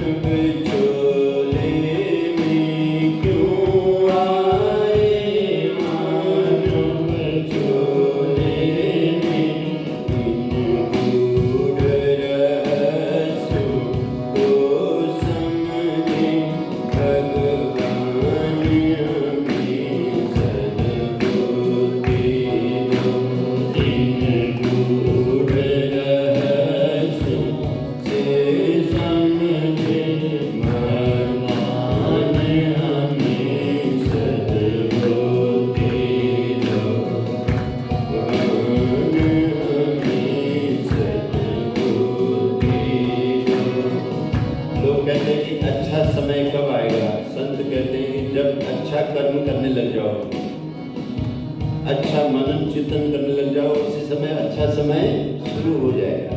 समय आपके हाथ में है कि कब आप अपने समय को अच्छा बनाते हैं।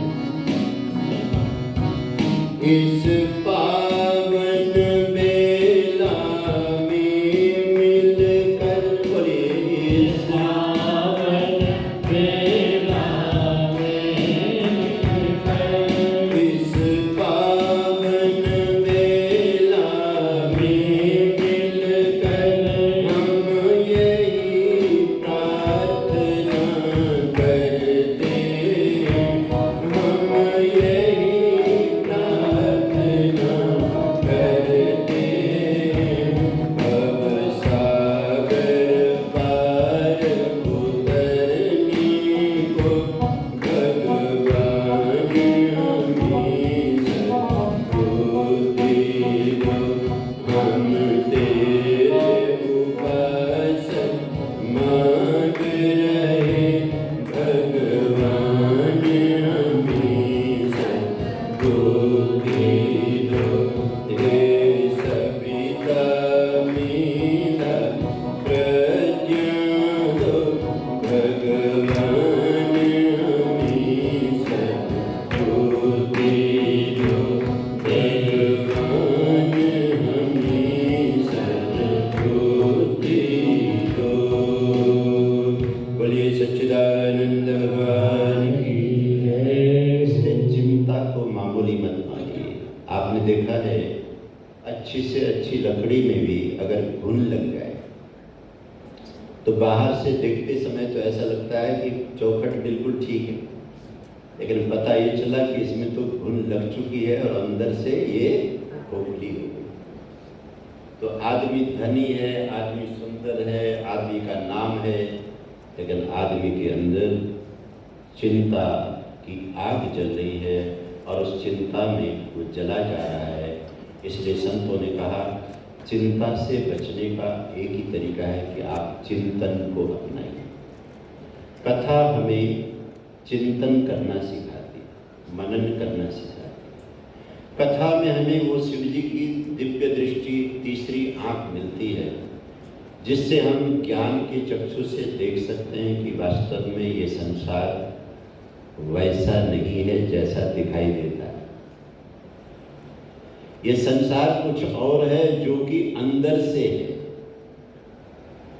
और बाहर से देखने से किसी का नहीं पता चलता। जब व्यवहार शुरू होता है, जब साथ रहते हैं, तब पता चलता है कि इसके अंदर आसुरी संपत्ति भी तो थी। मुझे क्या पता, अगर मुझे पता होता तो मैं इसको दामाद न बनाता, मुझे पता होता तो मैं इसको बहू न बनाती, मुझे क्या पता था कि ये ऐसा था।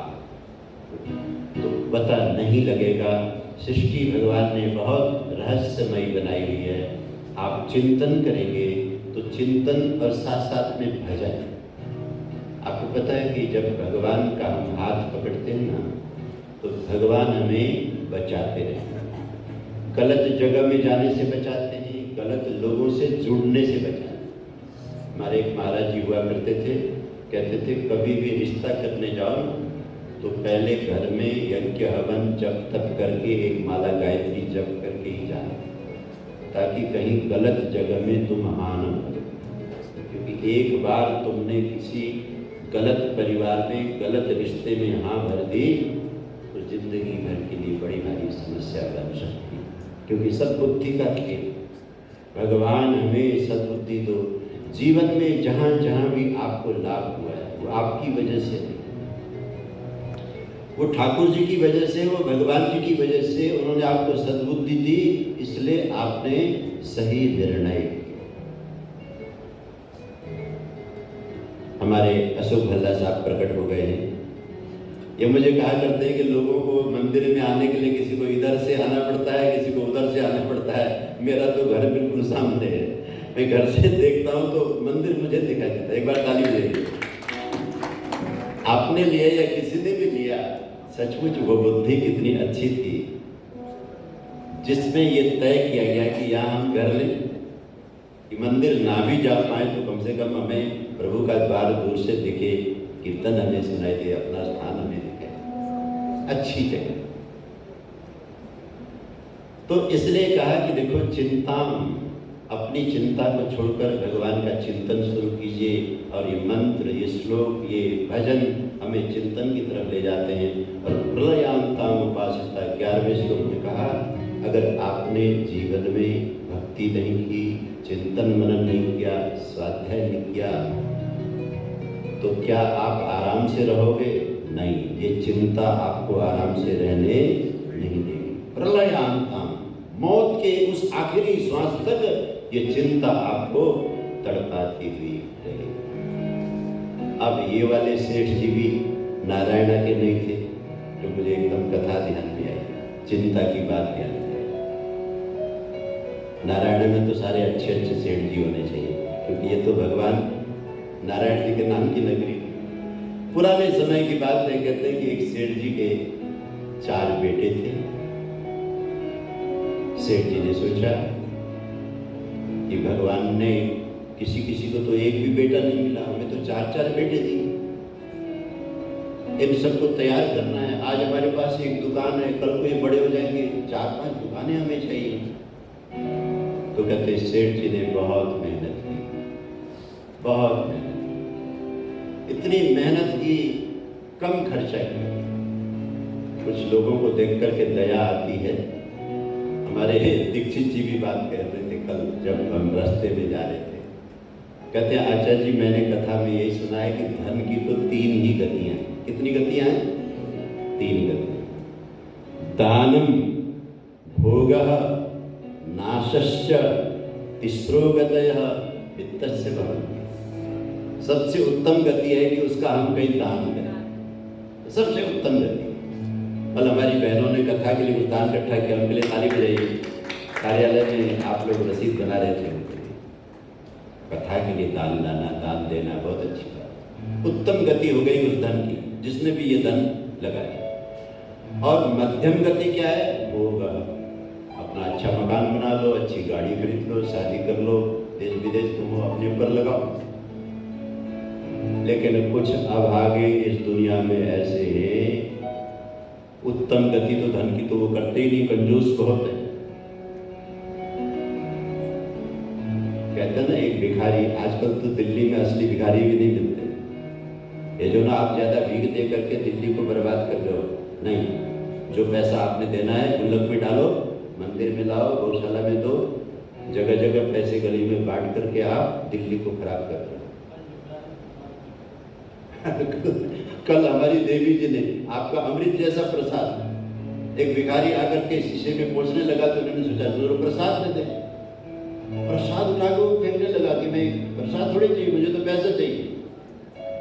तब दीक्षित जी कहने लगे, गुरुजी ये नशेड़ी है, इसको पैसा चाहिए, इसको कुछ नशा खरीदना है, मंदिर का प्रसाद खाना इसकी किस्मत में नहीं। इसलिए ज्यादा दयालु मत बनो। हिंदू समाज की दया की वजह से भी बहुत चीजें बिगड़ रही हैं। हमेशा सुपात्र में ही दो, कमाना भी ईमानदारी से और देना भी सुपात्र में, अच्छे अच्छे ट्रस्ट में दो। कितना अच्छा खुला हुआ है प्रधानमंत्री रिलीफ फंड, डिसास्टर मैनेजमेंट कितना बड़ा है, आप वहां भेजिए ना। बाढ़ पर, तूफान पर, आदि पर देश में पैसा लगता है, आपका दान सफल हो जाएगा। कहीं मंदिर बन रहा है, कहीं गुरुद्वारा बन रहा है, कहीं श्रेष्ठ काम हो रहा है, गौशाला बन रही है। तो सबसे उत्तम गति है दान, और मध्यम गति है अपने ऊपर भोग में लगाना। तो कहते एक भिखारी गया एक दरवाजे पर, क्या लगा कि भाई साहब, उन दिनों भिखारी सच्चा भिखारी था, कि भाई साहब कुछ दे दीजिए। वो कहता है कि घर में कोई है नहीं, कौन देगा? तो भिखारी कहता है फिर आप कौन हो? कहता है मेरा मतलब था कि मेरी घरवाली नहीं। तो कहते कोई बात नहीं, घरवाली नहीं है तो आप ही दे दो। कहता है दूं कैसे जब मेरे पास देने को कुछ है ही नहीं। तो कहते अपने झोले से उसने दूसरा कटोरा निकाला। कल के जब कुछ है नहीं तो अंदर क्यों बैठे हो, मेरे साथ चलो, मैं दिलवा दूंगा। दिन भर में आपको भी कुछ ना कुछ मिल जाएगा, इतनी बड़ी कोठी में बैठे हो, जब तुम्हारे पास कुछ है नहीं, अंदर क्यों बैठे हो? दानम, धन की उत्तम गति दान है, और धन की मध्यम गति अपने पर प्रयोग करना है परिवार पर, अपने भोग में लगाना है। और एक धन की अधम गति है, वह है नाश। न दिया न खाया, वो नष्ट हो गया, आप छोड़ करके मरे। बस उसको संभालते संभालते और वो गलत हाथों में चला गया। आपके जाने के बाद किसी ने कोई मिसयूज हो गया, आपके लिए वो नष्ट ही है। जिस धन को आप छोड़ करके चले जाते हो, वो धन आपके लिए नष्ट है। किसी के काम आ जाए वो उसका विषय है, लेकिन आपके लिए वो नाश, क्योंकि जीवन ही नहीं रहा। तो कहते सेठ ने चारों बेटों के लिए धन कमाने में कोई कसर न छोड़ी, न दान न पुण्य न भोग। अगर 2-3 सब्जियां लोग खाते थे तो उसके घर में एक ही सब्जी बनती थी। पत्नी को बच्चों को कहता था कि हमारे 4-4 बेटे हैं, हमें इकट्ठा करना, हमें 4 दुकानें बनानी है, चलो जी। सब उसके साथ लगे और पैसा इकट्ठा हुआ, 4 दुकानें बनी, 4 बेटों की शादी हो गई। क्योंकि जीवन में उपकार तो था नहीं, दान भी नहीं था, केवल धन इकट्ठा करना था। चिंताएं बहुत थी। सेठ जी हमेशा चिड़चिड़े रहते थे, कभी पत्नी को डांट रहे, कभी बच्चों को, कभी बहू को डांट रहे। देखो सत्संग में आए हो ना, अभी हमने भजन गाया था, हंसते मुस्कुराते हुए जिंदगी गुजारी। और किसी के साथ ऐसे बोल मत बोलिए, वाणी ऐसी बोलिए, मीठी वाणी बोल के प्रेम से पुकारिए। हंसते मुस्कुराते हुए, किसी से भी बात करना हो, सत्संगी आदमी को वाणी को सुधारना सीखना चाहिए, अपशब्द नहीं बोलना। तो सेठ जी का स्वभाव चिड़चिड़ा, पत्नी बुजुर्ग हो गई, बीमार हो गई और दुनिया से चली गई। बच्चों की संपत्ति का बंटवारा कर दिया गया। अब बाप एक तरह से सबके लिए बोझ था। ऐसा ही होता है कि एक बाप कई बच्चों को पाल लेता है, माँ बाप पाल लेते हैं, लेकिन जब कोई बीमार हो जाता है, चारपाई में आता है, तो वो सबके लिए बोझ होता है। प्रश्न ये हुआ कि अब इसको कौन पालेगा। बहुत दुखद घटनाएं। तो कहते बेटों ने यही तय किया कि भाई देखो, हम 4 बेटे हैं और साल में 12 महीने होते हैं, 4 तियां 12, है ना, 3-3 महीने रख लेते हैं, गुजारा हो जाएगा। लेकिन बंधु, उन 3-3 महीनों में भी जब 31 तारीख का महीना आता था ना, तब समस्या होती थी। ये वाला कहता था कि मेरे 30 दिन हो गए, 90 दिन हो गए, ले जा। वो कहता था कि मेरी तारीख लगी नहीं, तुम्हें कहाँ ले जाऊं। कहते ये सब चारपाई में पड़ा पड़ा वो देखता था, सोचता था। कभी गीता नहीं पढ़ी, कभी गायत्री जपा नहीं, कभी भगवान की कीर्तन नहीं की, कभी दान नहीं दिया। ये मन सिर्फ कमाने में, लगाने में, मकान बनाने में, चारों के लिए मकान बना, चारों बहू के लिए गहने खरीदे, शादियां कर, इसी में ही रहा। और ध्यान रखो, उस बुरे समय में कोई नया ज्ञान आपको मिलने वाला है। जिसकी चिंता जिंदगी भर आपको घेरे रही है, वही चिंता आपका पीछा करे। तो कहते हैं एक लड़के के पास ऐसा लग रहा था कि अब पिताजी के पास में समय कम है, क्योंकि बेहोशी आने लगी। इधर उधर बुला लिए गए रिश्तेदार, जो समधी वगैरह आने थे। पुराना घर था, हवेली सी थी, सामने गाय बंधी हुई थी, गाय के साथ उसका बछड़ा वगैरह भी था। चारपाई में ये पड़ा हुआ है, लोग घेरे हुए बैठे हैं। बार बार वो बीमार आदमी जो मरणासन रहे, कहते गाय की तरफ देखता था और मुख से एक शब्द बोलता था, बब बब बब बब बब। अब 4 बेटों ने सोचा, विनय महेंद्र जी, 4 बेटों ने सोचा, पिताजी इतने दिनों से मौन थे, ये बब बब कह रहे हैं, इसका मतलब है कुछ और वसीयत करना रहता है। सारी जमीनें बांट दी, सारे मकान बांट दिए, सब गहने बढ़ गए, लेकिन अभी भी पिताजी बब बब बोल रहे हैं, इसका मतलब है कि कुछ वसीयत रहता है। फटाफट गए, सबसे जो बड़ा डॉक्टर था, जिसकी फीस सबसे ज़्यादा थी, उसको बुला करके लाए। कल कोई ऐसा इंजेक्शन है, पिताजी एक दो वाक्य बोल सके ताकि हमें पता चले कि कहाँ रखा है जिसकी वसीयत ये करना चाहते हैं, क्योंकि ये चले जाएंगे तो हमको पता नहीं चलेगा पैसा कहाँ चला गया। कहने लगे एक इंजेक्शन मेरे पास में है, और ये उन दिनों का कहता है एक इंजेक्शन मेरे पास में है, वो 20,000 का है। अगर वो आप लगाते हो तो मैं इंजेक्शन लगा दूंगा, ये 2-4 शब्द बोल देंगे, लेकिन अब ये जाने वाले। तो कहते हैं चारों भाइयों ने एक दूसरे को देखा, कहने लगे 5-5 हज़ार की तो बात है, 20,000 के इंजेक्शन में 4 जगह बांटेंगे तो कितना लगेगा? हर चीज को बांटना है। और अगर वसीयत निकल आई लाखों की तो 20,000 कोई बड़ी चीज नहीं, चलो ओके, डॉक्टर को बोल दिया लगा दो। कहते डॉक्टर ने इंजेक्शन लगाया और वो जो ब कर रहा था ना, वो एकदम बोल पड़ा, बछड़ा झाड़ू खा रहा है, तुम लोग यहाँ क्या कर रहे हो? क्योंकि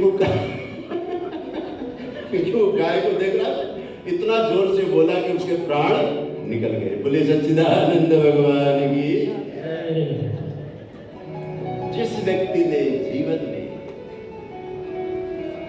दैवी भावों की अर्जना नहीं की, भगवत भक्ति नहीं की, साधना नहीं की, उसे ये सांसारिक चिंताएं बहुत घटिया रूप से ऐसे घेर लेंगी कि अंत समय भी बहुत ही खराब और बहुत ही अवैध।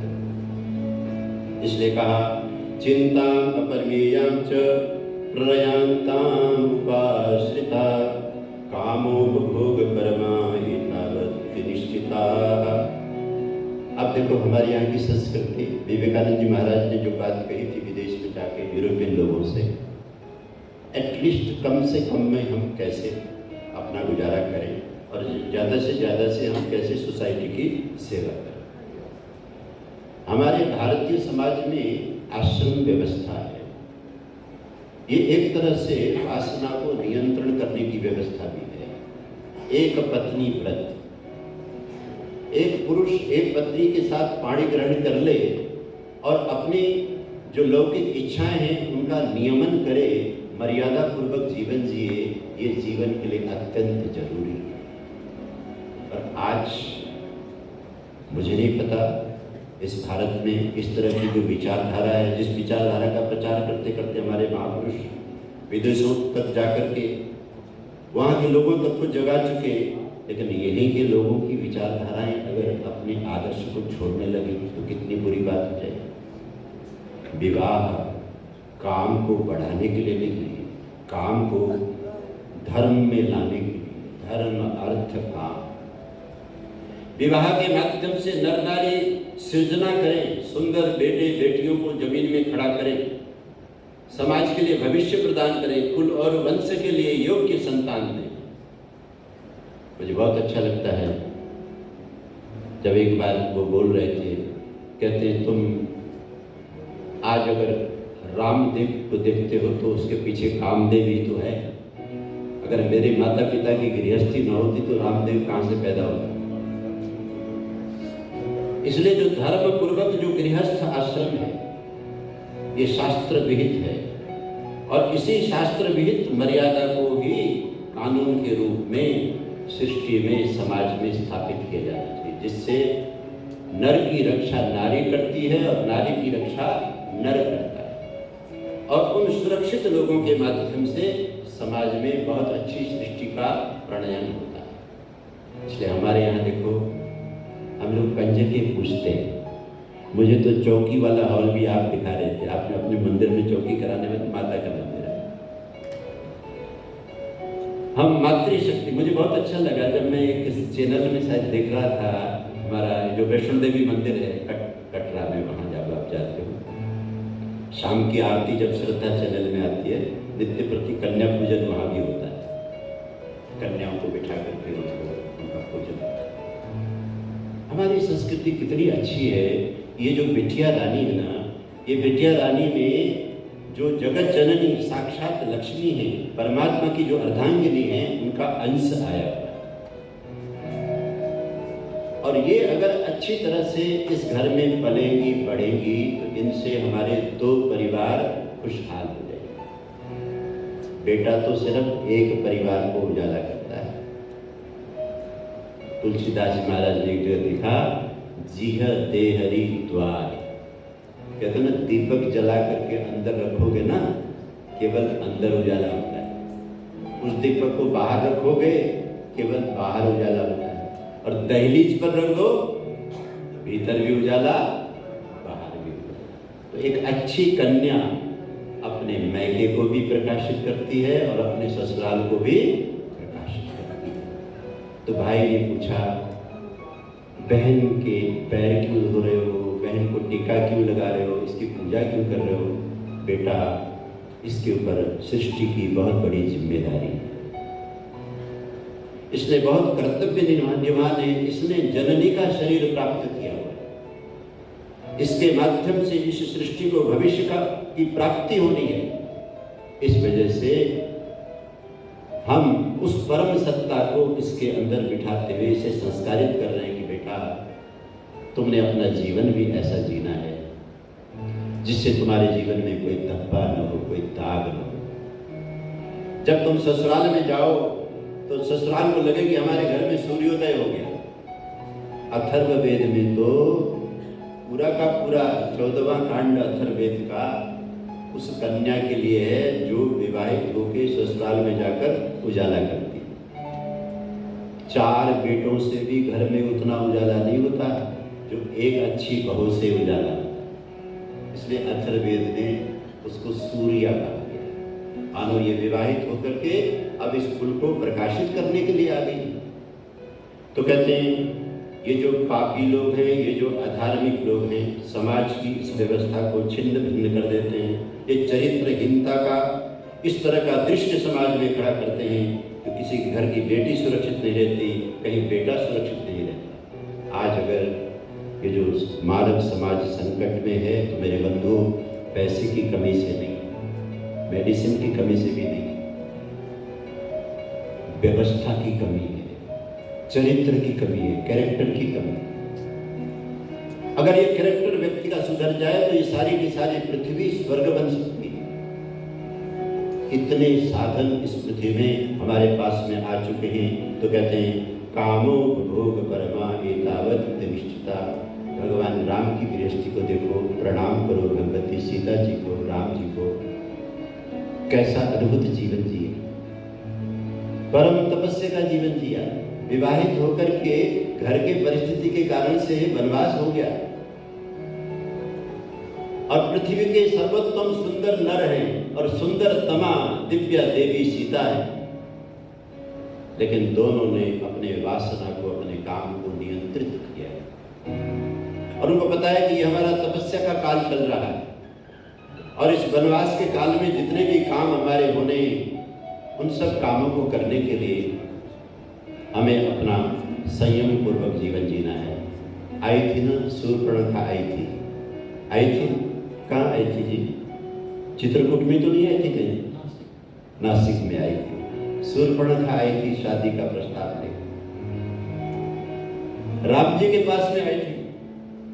और ध्यान रखना, शूर्पणखा अपने कर्मों की वजह से राक्षस है, रूप की वजह से नहीं। शूर्पणखा उस नारी का नाम होता है, हालांकि अब कोई रखता नहीं, जिसके नाखून बहुत सुंदर हो, स्वयं बगल से मुड़े। आजकल तो कुछ लड़कियां नकली नाखून भी जोड़ती रहती हैं, उंगली सुंदर कर। वो तो इतनी खूबसूरत थी रावण की बहन, उसके नाखून बहुत सुंदर थे, सूर्प की तरह गोलाई में ऐसे निकलते थे, बहुत प्यारी, बहुत दिव्य थी, बहुत खूबसूरत थी। ये तो रामलीला में इसलिए दिखाया जाता है कि राक्षसनी थी, रूप उसका ऐसा दिखाया जाता है। वास्तविकता शरीर से न तो रावण कुरूप था और न ही शूर्पणखा कुरूप थे। वो आई राम जी के पास में आकर उसने विवाह का प्रस्ताव रखा